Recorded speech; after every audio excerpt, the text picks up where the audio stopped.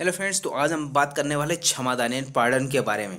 तो जो chapter 24 of CrPC है उसकी धारा 306 से लेकर 308 तक में यहाँ पे क्या बताया गया है, क्षमादान के बारे में बताया गया है। तो क्षमादान क्या होती है और किस शर्तों पर दी जाती है क्षमादान, क्या सेशन न्यायाधीश क्षमादान दे सकता है, इसका प्रोविजन कहाँ पर है सीआरपीसी में। यदि आपको पता है तो अभी कमेंट बॉक्स में कमेंट कर दीजिए, यदि नहीं पता है तो लास्ट तक जरूर देखिएगा। और साथ ही साथ हम देखेंगे कि प्रेसिडेंट के पार्डन की शक्ति है वो कहाँ पर बताई गई है और गवर्नर के बारे में। ठीक है, तो चलिए स्टार्ट करते हैं आज का सेशन। इस वीडियो को लाइक करें, हमारे चैनल को सब्सक्राइब कर बेल आइकन जरूर प्रेस करें हमारी न्यू वीडियो सबसे पहले देखने के लिए। तो ये क्षमादान होता क्या है, क्षमादान क्या हर अपराधी को मिलता है? तो यहाँ पर बात करें तो जो क्षमादान दिया जाता है किसी मजिस्ट्रेट के द्वारा, ठीक है, किसी जज के द्वारा, किसी सेशन न्यायालय के द्वारा जो भी क्षमादान दिया जाता है वो किस शर्त पर दिया जाता है कि भैया आप जो भी मुख्य अपराधी है, ठीक है ना, मुख्य अपराधी को कभी क्षमादान नहीं दिया जाता। ठीक है, तो यहाँ पे जो मुख्य अपराधी को, मेन जो ऑफेंडर होगा उसको क्षमादान कभी नहीं दिया जाता। क्यों? क्योंकि जो मेन ऑफेंडर है तो भैया बाहर घूम रहा है कहीं, ठीक है, तो उसको मेन ऑफेंडर को क्षमादान दे दिया जाए तो बाहर न जाने कौन सा अपराध कर दे। ठीक है, तो यहाँ पे जो प्रिंसिपल ऑफेंडर होता है उसको क्षमादान नहीं दिया जाता, यहाँ पे किसी सह अपराधी को क्षमादान दिया जाता है। सह अपराधी कहाँ पे बताया गया है आपको, एविडेंस एक्ट में देखें तो 133 आप देखेंगे तो 133 में सह अपराधी के बारे में प्रोविजन दिया गया है। ठीक है, तो जो सह अपराधी होता है उससे कहा जाता है कि ये जो मुख्य अपराधी था जो फरार हो गया है उसको क्या करो, उसका पूरा पता बताओ कहाँ पे है, ठीक है ना, उसने क्या क्या किया है पूरा और सत्य बताना है। ठीक है, यहाँ पे कुछ भी छुपाया तो वहाँ पे उसको क्या किया जा सकता है, वहाँ पे उसको सज़ा हो सकती है। ठीक है, तो यहाँ पर उसको पूरा सत्य कथन करने के लिए क्या किया जाता है, उसको क्षमादान दिया जाता है। किसको? सह अपराधी को, मुख्य अपराधी को नहीं, तो सह अपराधी को क्षमादान दिया जाता है कि भैया आप पूरा पूरा सही सही बताना। ठीक है, तो उसी के बारे में यहाँ पे 306 से लेकर 308 तक में प्रोविजन हम पढ़ने वाले हैं। तो जैसे कि हम बता ही चुके हैं, ठीक है ना, मुख्य अपराधी को क्षमादान नहीं दिया जाता। यहाँ पे 306 में क्या बताया गया, सह अपराधी को क्षमादान जिसने सहायता की। जैसे मान लीजिए ए ने क्या किया है, जाके बैंक लूटा, वहाँ पे क्या किया और बी का मर्डर कर दिया वहीं पे, ठीक है ना, कि गन दिखाया, पैसे नहीं दे रहा था, उसने गोली चलाई, मर गया। और इसका एक दोस्त था, कौन? सी। अब यहाँ पे बाहर देख रहा था पुलिस तो नहीं आ रही, गाड़ी लेके खड़ा था। अब यहाँ पे जब गाड़ी लेके खड़ा था, ये अंदर से आया, बैंक लूट के आया, तो वो बैठा और यहाँ पे भाग निकले दोनों, ए और सी। अब बीच रास्ते में क्या होता है, ए उतर गया, भाग गया और सी यहाँ पे पकड़ा जाता है। तो सी जब पकड़ा जाता है तो ये सह अपराधी, क्योंकि ये तो बाहर देख रहा था, पूरा कांड तो किसने किया, ए ने किया है, मुख्य अपराधी कौन है, ए है। तो उसी के बारे में यहाँ पे बताया गया है कि किसी ऐसे अपराध से जिसे यह धारा लागू होती है, प्रत्यक्ष परोक्ष रूप से संबद्ध या सांसर्गिक समझे जाने वाले किसी व्यक्ति का साक्ष्य अभिप्राप्त करने की दृष्टि से, यानी कि किसी ऐसे अपराध के बारे में, कि कौन से अपराध जो किसी व्यक्ति ने किया है, जैसे ए नाम के व्यक्ति ने किया है अपराध, ठीक है ना, और यह व्यक्ति कैसा है, प्रत्यक्षता यानी डायरेक्टली या इनडायरेक्टली उस अपराध से संबद्ध है। जैसा अभी हमने एग्जाम्पल लिया था कि वो बाहर खड़ा था, यानी कि वो एक प्रकार से सहयोग तो कर रहा था उसका, कि ठीक है ना, पुलिस आए, ठीक है ना, पुलिस आ रही है कि नहीं आ रही है, तो उसी के बारे में यहाँ पे खड़ा था, तो यानी सहयोग तो कर रहा था।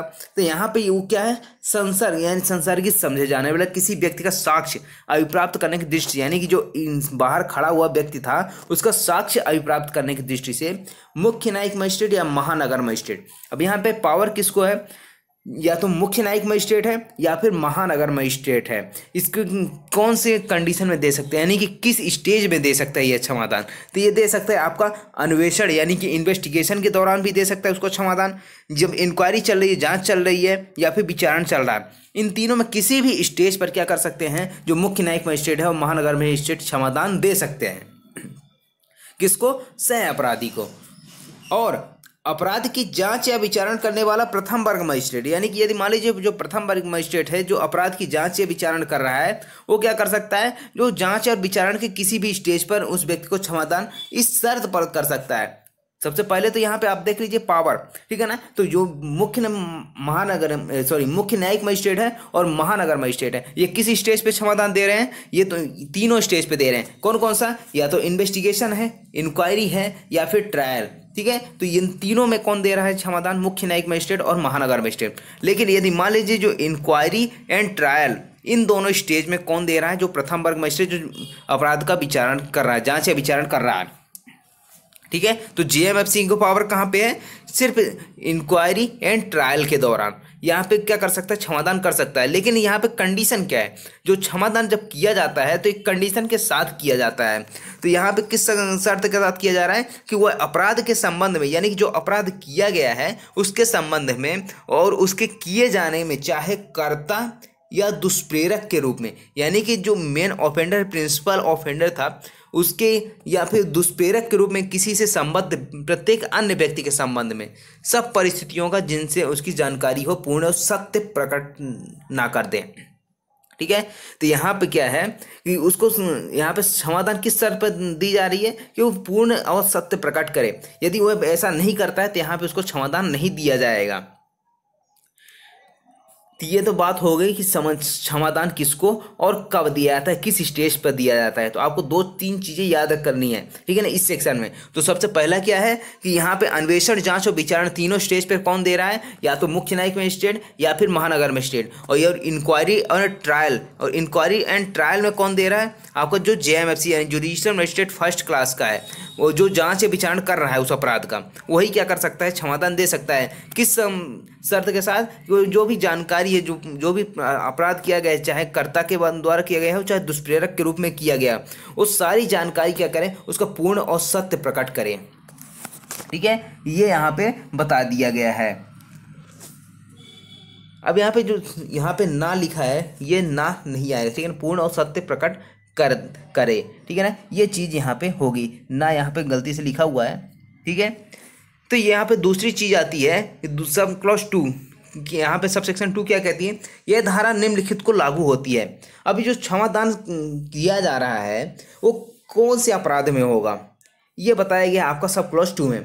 तो पहला आता है कि अनंत सेशन न्यायालय द्वारा या दंड विधि संशोधन अधिनियम 1952 के अधीन नियुक्त विशेष न्यायाधीश के न्यायालय द्वारा विचारणीय कोई अपराध है। अब यहाँ पे जो अनंत सेशन न्यायालय द्वारा कोई विचारणीय मामला है या फिर दंड विधि संशोधन अधिनियम एक बना था 1952 का, उसके अधीन जो भी विशेष न्यायाधीश नियुक्त किए गए हैं उसके द्वारा जो भी विचारणीय अपराध हैं उसके क्या किया जा सकता है? उस पर यह धारा लागू होती है।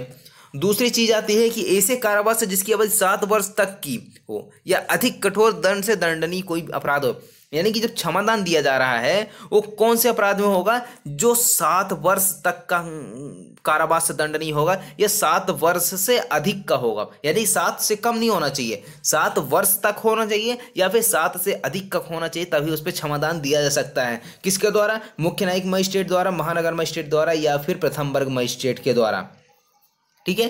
तो यहाँ पर इन तीनों के द्वारा क्षमादान दिया जा सकता है, लेकिन 7 वर्ष या उससे अधिक का होना चाहिए कारावास से दंडनीय अपराध, तभी यहाँ पे क्षमादान दिया जा सकता है, अदरवाइज यहाँ पे क्षमादान नहीं दिया जाएगा। और इसी प्रकार से 7 वर्ष से कम का अपराध के बारे में बात करें तो प्ली बार्गेनिंग वहाँ पे बताया गया कि 7 वर्ष से कम का होना चाहिए अपराध, तो वहाँ पे प्ली बार्गेनिंग हो सकती है। और यहाँ पे क्या बताया गया कि क्षमादान की बात आएगी तो 7 वर्ष या उससे अधिक के कारावास से दंडनीय अपराध हो तभी यहाँ पे क्षमादान दिया जाएगा। ये बात हो गई कि किस अपराध में और कब यहाँ पे क्षमादान दिया जाता है, ठीक है ना। शर्त क्या होनी चाहिए क्षमादान की? पूर्ण और सत्य प्रकट करें। किसके बारे में? जो प्रिंसिपल है, जो मुख्य अपराधी है या दुष्प्रेरक है जिससे संबंधित था वह व्यक्ति, ठीक है। तो यहाँ पे पूरी जानकारी यहाँ पे देनी होगी, ठीक है। तो ये बात हो गई। अब यहाँ पे तीसरा क्लॉज क्या कहता है कि प्रत्येक मजिस्ट्रेट जो उपधारा 1 के अधीन क्षमादान देता है, यानी कि जो मजिस्ट्रेट क्षमादान दे रहा है उपधारा 1 के अधीन, यहाँ पे सेशन न्यायाधीश नहीं आया है, ठीक है। तो यह अन्यथा सेशन न्यायालय द्वारा यहाँ पे अलग दिया गया है, लेकिन यहाँ पे सेशन न्यायालय क्षमादान नहीं दे रहा है। तो यहाँ पे क्या है कि ऐसा करने के कारणों को अभिलिखित करेगी, यानी कि जो ऊपर मजिस्ट्रेट क्षमादान दे रहा है तो क्या करेगा? अपने कारणों को अभिलिखित करेगा कि ये उसको क्षमादान क्यों दिया जा रहा है, पार्डन क्यों दिया जा रहा है, तो यहाँ पे उसको अपने रीजन को रिकॉर्ड करेगा। दूसरी चीज़ की यह अभिलिखित करेगा कि क्षमादान उस व्यक्ति द्वारा जिसको कि वह किया गया था स्वीकार कर लिया गया था या नहीं, यानी कि जिसको समाधान दिया जा रहा है उसने उसको समाधान को स्वीकार किया है या नहीं, इसको भी अब अपने रिकॉर्ड में अभिलिखित करेगा। और अभियुक्त द्वारा आवेदन किए जाने पर ऐसे अभिलेख की प्रतिलिपि निःशुल्क देगा। यानी कि जब अभियुक्त आवेदन करेगा तो ऐसे अभिलेख की प्रतिलिपि क्या की जाएगी, इसको निःशुल्क दी जाएगी कि आपको समाधान दिया जा रहा है। ठीक है, ये कंडीशन हो गई। अब यहाँ पे फोर्थ क्लॉज क्या कहता है, फोर्थ क्लॉज क्या करता है, मजिस्ट्रेट की ड्यूटी बताता है।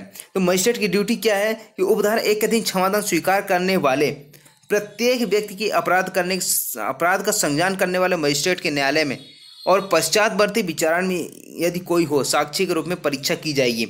यानी कि जिसको क्षमादान दिया जा रहा है, जो क्षमादान स्वीकार कर रहा है उपधारा 1 की, कौन सी उपधारा, 306 की उपधारा 1 के अधीन, तो यहाँ पर उसको क्या किया जा सकता है, पश्चातवर्ती की विचारण में क्या किया जाता है कि उसको साक्षी के रूप में परीक्षा की जा सकती है। ठीक है जी, प्रत्येक व्यक्ति के अपराध का संज्ञान करने वाले मजिस्ट्रेट के न्यायालय में, यानी कि जो संज्ञान लिया जा रहा है जिस मजिस्ट्रेट के द्वारा, उसको क्या किया जा सकता है, पश्चातवर्ती जो भी विचारण हो उसमें साक्षी के रूप में यानी कि विटनेस के रूप में उसकी एग्जामिनेशन की जा सकती है। ठीक है ना, उसका एग्जामिनेशन किया जाए। एग्जामिनेशन में क्या आता है, आपका चीफ होगा, ठीक है ना, क्रॉस होगा, री एग्जामिनेशन होगा, ये सारी चीज़ें एविडेंस में आपका प्रोसीजर बताया गया है। ठीक है, तो एविडेंस के सेक्शन 137 इसकी परिभाषा बता दी गई, चीफ, क्रॉस और री एग्जामिनेशन की। 138 में इसके क्रम बताए गए हैं कि पहले कौन सा क्या किया जाएगा।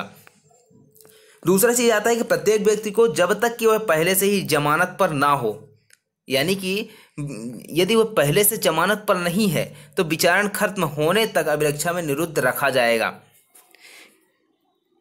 पहले से जमानत पर है तब तो ठीक है, यदि जमानत पर नहीं है तो उसको विचारण जब तक समाप्त नहीं हो तब तक क्या किया जाएगा, अभिरक्षा में निरुद्ध रखा जाएगा, यानी अभिरक्षा कस्टडी में रखा जाएगा। ये हो गया। अब यहाँ पे क्लॉज 5 की बात करें तो क्लॉज 5 क्या कहता है, जहाँ किसी व्यक्ति ने, यानी कि उपधारा 5 क्या कहती है, जहाँ किसी व्यक्ति ने उपधारा 1 के अधीन क्षमादान स्वीकार कर लिया है जिस व्यक्ति ने, और उपधारा 4 के दिन परीक्षा की जा चुकी है, यानी दोनों चीज़ होना चाहिए, क्षमादान स्वीकार किया हो और उसकी एग्जामिनेशन किया हो। जैसे ऊपर उपधारा 4 में हमने पढ़ा था कि उसके पश्चातवर्ती क्या विचारण में क्या कर सकता है, साक्षी के रूप में परीक्षा की जाएगी, ये न्यायालय की ड्यूटी है। तो उसे जब ड्यूटी पूरी हो जाएगी उसकी, तो यहाँ पे परीक्षा होगी और उसने क्षमादान स्वीकार कर लिया। ठीक है, ये सारी चीज़ होने के बाद जो अतिरिक्त जाँच किए बिना अब न्यायालय क्या कर सकता है, अब यहाँ पे एडिशनल कोई जांच किए बिना क्या करेगा, मामले को, जो भी मामला आया है जिसका संज्ञान किया गया है, अब यदि अपराध अनंत सेशन ने द्वारा विचारणी, यानी कि जो संज्ञान जिसका लिया गया है, क्षमादान स्वीकार हो गई, ठीक है ना, एग्जामिनेशन भी हो गई, अब वो उसके अतिरिक्त जांच कुछ भी नहीं करेगा। यदि मामला क्या है कि सेशन न्यायालय द्वारा विचारणी है, यानी ट्राइबल है, तो और ये या फिर यदि संज्ञान करने वाला मजिस्ट्रेट मुख्य न्यायिक मजिस्ट्रेट है तो उसे सुपुर्द कर देगा, उसे न्यायालय को सुपुर्द कर देगा। यानी कि जब मामला क्या है, सेशन न्यायालय द्वारा विचारणी है, या फिर जो संज्ञान जिस मजिस्ट्रेट ने किया है वो कौन है, वो मुख्य न्यायिक मजिस्ट्रेट है, तो मामले को क्या किया जाएगा, यहाँ पे सुपुर्द किया जाएगा। दूसरा आता है यहाँ पे कि यदि अपराध अंतः दंड विधि संशोधन अधिनियम 1952 के अधीन विशेष, ये सारी चीज़ यहाँ पे आप पढ़ सकते हैं, इसको मेन यहाँ पे यही है। ठीक है ना, सेशन न्यायालय द्वारा विचारणी है तो यहाँ पे क्या किया जाएगा, मामले को सुपुर्द किया जाएगा सेशन न्यायालय को। जब सेशन न्यायालय को सुपुर्द किया जाएगा तो यहाँ पे धारा 307 में आता है कि क्षमादान देने के निर्देश देने की शक्ति, जो जैसे कि हम देखे थंबनेल में पढ़ाया था, ठीक है, पूछा था आपसे कि क्या सेशन न्यायालय द्वारा क्षमादान दे सकता है, तो यहाँ पर दे सकता है। ठीक है ना, 307 में तो क्षमादान का निर्देश देने की शक्ति है। तो मामले की सुपुर्दगी के पश्चात किसी समय, ठीक है, तो सुपुर्दगी किसको की जा रही है, सेशन न्यायालय को की जा रही है। उपधारा 5 में अभी पढ़ा। ठीक है, तो जो मामले की सुपुर्दगी हो गई, तो जब सुपुर्द कर दिया गया, कमिटल कर दिया गया, उसके बाद किसी भी समय किंतु निर्णय दिए जाने के पूर्व, यानी सेशन न्यायालय जो है वो निर्णय से पहले किसी भी समय क्या कर सकता है, वह न्यायालय जिसे मामला सुपुर्द किया जाता है किसी ऐसे अपराध से प्रत्यक्ष या परोक्ष रूप से संबद्ध संसर्गित समझे वाले किसी व्यक्ति का साक्ष्य विचार में अभिप्राप्त करने की दृष्टि से उसी व्यक्ति को उसी शर्त पर क्षमादान कर सकता है। कौन सी शर्त, जो अभी 306 में अभी पढ़ी थी आपने, ठीक है। तो उसी शर्त पर क्या कह सकता है, उस व्यक्ति को जो मामले से संबद्ध है यानी संसर्गित उससे जुड़ा हुआ व्यक्ति है, सह अपराधी है, उसको क्या किया जा सकता है, क्षमादान दिया जा सकता है। लेकिन क्षमादान किस शर्त पर होगा, उसी शर्त पर होगा जो धारा 306 में है। लेकिन यहाँ पे मामले की सुपुर्दगी के पश्चात यहाँ पे कौन कर रहा है, या तो सेशन न्यायालय कर रहा है, ठीक है ना, या फिर जिसको मामला कमिटल किया गया है उसको यहाँ पे क्या किया जा रहा है, उसके क्षमादान उसके द्वारा दिया जा रहा है। ये 307 में आप बात आ गई। अब यहाँ पे 308, यदि मान लीजिए जो क्षमादान दिया गया था अब उसकी शर्तों का पालन नहीं किया जा रहा है, तो वहाँ पर क्या किया जाएगा, तो जहाँ ऐसे व्यक्ति के बारे में जिसने धारा 306 307 के अधीन क्षमादान स्वीकार कर लिया है, लोक अभियोजक प्रमाणित करता है कि उसकी राय में ऐसे व्यक्ति ने या तो किसी अत्यावश्यक बात को जानबूझकर छिपाकर या मिथ्या साक्ष्य देकर उस शर्त का पालन नहीं किया जिस पर क्षमादान दिया गया था। यानी कि ये लोक अभियोजक जो होता है, पब्लिक प्रोसिक्यूटर होता है, वो साबित करेगा कि ये इसने जिस व्यक्ति को क्षमादान दिया जा रहा है वो क्या है, वो किसी बात को छुपा रहा है या फिर मिथ्या साक्ष्य देकर शर्त का जो भी शर्त थी उसका पालन नहीं करता है। तो वहाँ पर ऐसे व्यक्ति का विचारण उस अपराध के लिए जिसके बारे में ऐसे क्षमादान किया गया था या किसी अन्य अपराध के लिए जिसका उस विषय के संबंध में दोषी प्रतीत होता है और मिथ्या साक्ष्य देने के अपराध के लिए विचारण किया जा सकता है। यानी कि जो भी जिसके बारे में क्षमादान दिया गया था और उसने शर्त का पालन किया नहीं, तो भैया जो भी पहले अपराध उस पर लगे थे उस पर फिर से ट्रायल चलेगा, उसी प्रकार सेम और जैसा ट्रायल चलता है उसी प्रकार से चलेगा। और साथ ही साथ एक और ऑफेंस जुड़ जाएगा, उसने कोई गलत साक्ष्य दिया है, ठीक है, तो यहाँ पर इस गलत साक्ष्य के बारे में भी क्या किया जा सकता है, उस पर ट्रायल चलाया जा सकता है। ये आपका 308 में बताया गया है। परंतु ऐसे व्यक्ति का विचारण अन्य अभियुक्तों में से किसी के साथ संयुक्त नहीं किया जाएगा। यानी कि भैया उसने क्षमादान की शर्तों को पालन नहीं किया, ठीक है, गलत साक्ष्य दिया, मिथ्या साक्ष्य दिया, इन सभी का जो भी विचारण किया जाएगा ऐसे व्यक्ति का जिसको क्षमादान दिया जाना था, तब उसका क्या किया जाएगा, अलग से विचारण किया जाएगा। संयुक्त रूप से विचारण नहीं किया जाएगा जो मुख्य अपराधी था उसके साथ, तो यहाँ पे अलग से विचारण किया जाएगा। लेकिन जो मिथ्या साक्ष्य दिया था उसके लिए पनिशमेंट कहाँ पे, आप देखेंगे तो 193 IPC में यहाँ पे पनिशमेंट बताई गई है, ठीक है। तो 193 के तहत तो उसका यहाँ पे प्रोसीजर दिया गया, पनिशमेंट दी गई है। परंतु यह कि मिथ्या साक्ष्य देने के अपराध के लिए ऐसे व्यक्ति का विचारण उच्च न्यायालय की मंजूरी के बिना नहीं किया जाए। यानी कि उसका विचारण तो अलग किया जाएगा, ठीक है ना, लेकिन जो मिथ्या साक्ष्य देने के बारे में है, जो क्षमादान दिया गया था और उसने क्या किया, क्षमादान पे मिथ्या साक्ष्य दे दिया, पूर्ण सत्य कथन नहीं कहे, तब यहाँ पे जो है जो मिथ्या साक्ष्य देने का अपराध के बारे में विचारण किया जाएगा वो हाई कोर्ट की मंजूरी के बिना नहीं किया गया, यानी उच्च न्यायालय की यहाँ पे मंजूरी लेनी होगी। और धारा 195 या फिर 340 की कोई बात उस अपराध को लागू ना होगी। यानी कि सेक्शन 195 CRPC और 340 की कोई भी बात ऐसे अपराध को लागू नहीं होगी, ठीक है। तो यहाँ पे 195 और 340 वो दोनों अलग अलग चीज़ें हैं, जिन दोनों सेक्शन को हम 195 के साथ हम कवर कर चुके हैं, ठीक है। तो यहाँ पे यदि मिथ्या साक्ष्य दिया जा रहा है तो उसके लिए विचारण करना है तो वहाँ पे हाई कोर्ट की परमिशन लेनी होगी। दूसरा चीज आता है कि क्षमादान स्वीकार करने वाले ऐसे व्यक्ति द्वारा किया गया और धारा 164 के अधीन किसी मजिस्ट्रेट के द्वारा या 306 की उपधारा 4 के अधीन किसी न्यायालय द्वारा लिखित कोई कथन ऐसे विचारण में उसके विरुद्ध साक्ष्य में दिया जा सकता है। यानी कि जो क्षमादान जिसने स्वीकार किया था उसका जो कथन था, ठीक है, और धारा 164 के अधीन किसी मजिस्ट्रेट द्वारा या फिर 306 के अधीन जो उपधारा 4 के अधीन जो न्यायालय ने क्या किया था, अभिलिखित किया था कोई कथन, उसके विरुद्ध साक्ष्य में दिया जा सकता है। यानी कि क्षमादान, जैसे ए ने क्षमादान स्वीकार कर लिया, अब जब क्षमादान स्वीकार कर लिया जिसने जो स्टेटमेंट दिया था इसके विरुद्ध क्या किया जा सकता है, साक्ष्य में प्रयोग किया जा सकता है, ठीक है। ये चीज़ बताता है यहाँ पे। और तीसरा चीज़ आता है कि ऐसे विचार में अभियुक्त यह अविवेचन करने का हकदार होगा। यानी कि जो अभियुक्त है यह अविवेचन कर सकता है, उसका राइट है कि उसने उन शर्तों का पालन कर लिया है जिन पर उसे क्षमादान दिया गया था, तब यह साबित करना अभियोजन का काम होगा कि ऐसे पालन नहीं किया। यानी कि जब क्षमादान स्वीकार कर लिया गया उसके द्वारा, तो यहाँ पर ये साबित करने का यानी अविवेचन करने का हकदार होगा अभियुक्त का कि भैया मेरे को क्षमादान दिया गया, मुझे क्षमादान दिया गया है तो मैंने जो भी शर्तें थी सभी शर्तें पालन कर लिया। लेकिन यहाँ पे जो प्रोसिक्यूशन होता है, ठीक है ना, अपोजिट पार्टी जो प्रोसिक्यूशन है उसने क्या किया है, अभी उसको यहाँ पे ड्यूटी है कि उसका अभियोजन का काम क्या है, यहाँ पे बर्डन ऑफ प्रूफ किस पर है, वो अभियोजन पक्ष पे है, यानी प्रोसिक्यूशन पे है कि वो साबित करे कि भैया इसने जो इसको क्षमादान दिया गया है वो उसने क्षमादान की शर्तों का पालन नहीं किया है, ठीक है ना। लेकिन यहाँ पे अभियोजन करने का हकदार किसका है, राइट किसका है, ये जिसको क्षमादान दिया गया है। लेकिन ये साबित करने का बाहर कि उसने क्षमादान की शर्तों का पालन नहीं किया है, किसका है, ये अभियोजन पक्ष का काम है, ठीक है, प्रोसिक्यूशन का काम है। ये हो गया आपका। अब यहाँ पर बात करें इसका 5th क्लॉज जो काफ़ी इंपॉर्टेंट है। अब यहाँ पे जो क्षमादान दिया जा रहा है तो उसका प्रभाव क्या होगा, तो यदि अभियुक्त ऐसा अभिवचन करता है तो न्यायालय उस अभिभाग को अभिलिखित करेगा। ये कौन सा अभिभाग, जिसको कहता है कि हाँ मैंने पूरी क्षमादान की शर्तों का पालन कर दिया है, ठीक है, उसको अभिलिखित किया जाएगा और विचारण के लिए अग्रसर होगा न्यायालय। और वह मामले में निर्णय देने के पूर्व इस विषय पर निष्कर्ष निकालेगा कि अभियुक्त ने क्षमा की शर्तों का पालन किया है या नहीं। यानी कि जब निर्णय लिखेगा उसके पहले यह क्या निष्कर्ष निकालेगा न्यायालय कि उसने क्षमादान की शर्तों का पालन किया है या नहीं, यह भी रिकॉर्ड करेगा, उसमें लिखेगा निर्णय में, ठीक है। और यदि निष्कर्ष निकलता है कि उसने ऐसा पालन कर दिया है तो वह संहिता की किसी बात के होते हुए नहीं, संहिता में कुछ भी कहा गया हो, कहीं भी कुछ भी लिखा हो, वह उसका जो भी निर्णय होगा क्या होगा, दोष मुक्ति का निर्णय होगा। यानी कि उसको लगता है कि क्षमादान की शर्तों का पूरी तरह से पालन कर लिया है तो वहाँ पे क्षमादान के प्रभाव क्या होगा, उसका क्षमादान का प्रभाव होगा कि दोष मुक्त, यानी कि उसको दोष मुक्त कर दिया जाएगा। उसका निर्णय क्या होगा, दोष मुक्ति का निर्णय होगा यहाँ पे क्षमादान का प्रभाव।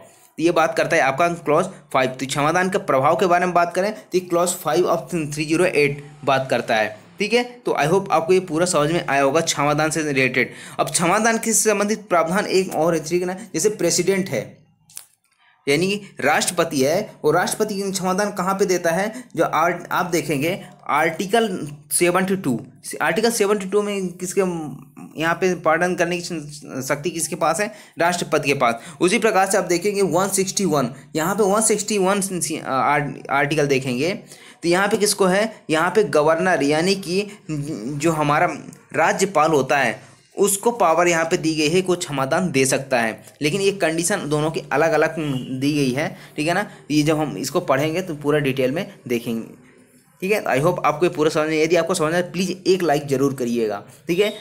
Thank you so much for watching legalisation sir, और मिलते हैं अगले लेक्चर के साथ।